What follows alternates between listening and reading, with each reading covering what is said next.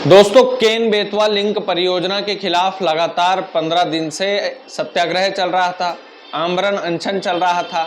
कुछ लोग गले में फांसी का फंदा डाल करके सरकार को जगाने की कोशिश में थे।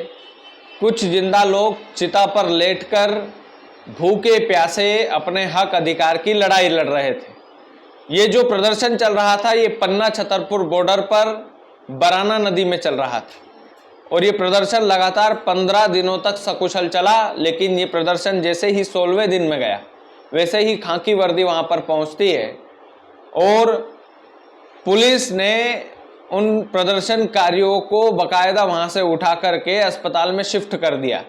जैसे सोनम वांगचुक को किया, वैसे ही उसी तर्ज पर मध्य प्रदेश के छतरपुर पन्ना बॉर्डर पर केन बेतवा लिंक परियोजना के खिलाफ अपनी हक अधिकार की लड़ाई लड़ने वाले प्रदर्शनकारियों को अस्पताल में शिफ्ट कर दिया गया और उस सत्याग्रह को खत्म करवाया गया जबरदस्ती। वाकई में ये कितने दुख की बात है कि मध्य प्रदेश में एक तरफा सरकार है और ये एक तरफा सरकार जो है, इनको कोई फर्क ही नहीं पड़ रहा है। आप सोचिए कि मध्य प्रदेश में केन बेतवा लिंक परियोजना के खिलाफ अपने हक अधिकार की लड़ाई, वो कोई भीख नहीं मांग रहे थे आपसे, वो अपने हक अधिकार की लड़ाई मांग रहे थे।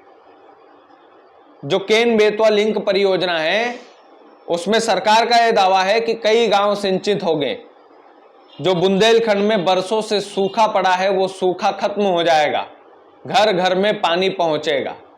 लेकिन वहां लोकल के लोगों से यदि पूछा जाए तो बोलते हैं कि हमारे गांव के गांव जा रहे हैं, हजारों परिवार बेघर हो रहे हैं, हमें सरकार से उचित मुआवजा तक नहीं मिला है।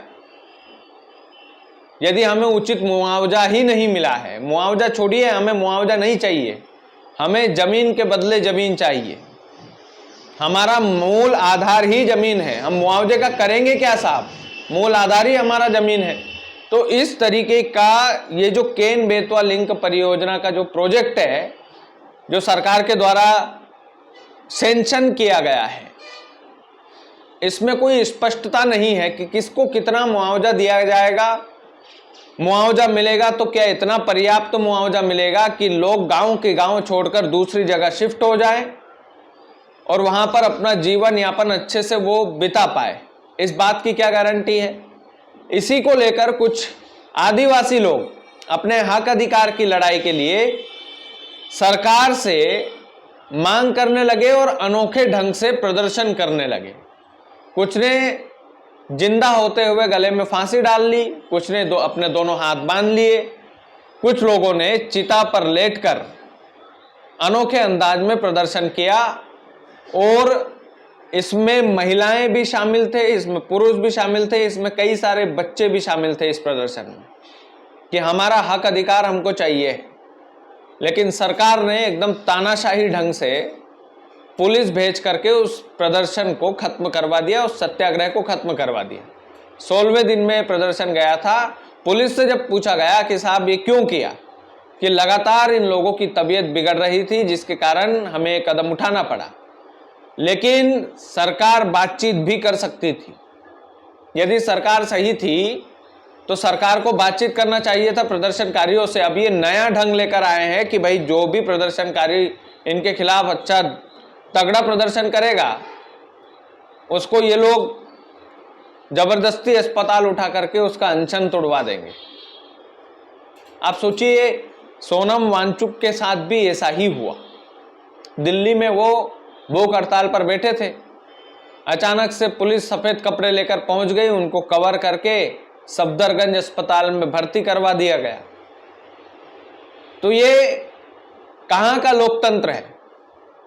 जो पार्टी हमेशा बोलती है भाजपा की हम लोकतंत्र को मानने वाले लोग हैं, लोकतंत्र में कहां लिखा है भाई साहब कि लोग अपने हक अधिकार की मांग के लिए हड़ताल नहीं कर सकते, आंदोलन नहीं कर सकते, सत्याग्रह नहीं कर सकते।